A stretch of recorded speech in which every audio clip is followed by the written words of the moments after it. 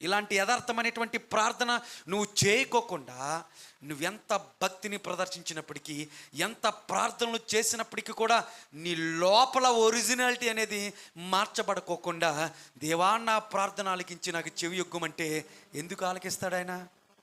ఎందుకు ఆలకించాలి? అసలు ఆలకించడు, అసలు పట్టించుకోడు ఆయన. పాపుల ప్రార్థన ఆయన ఆలకించడని ఒక గుడ్డివాడు చెప్పాడండి ఆ మాట. ఆయన పాపుల ప్రార్థన ఆలకించేవాడు కాదు.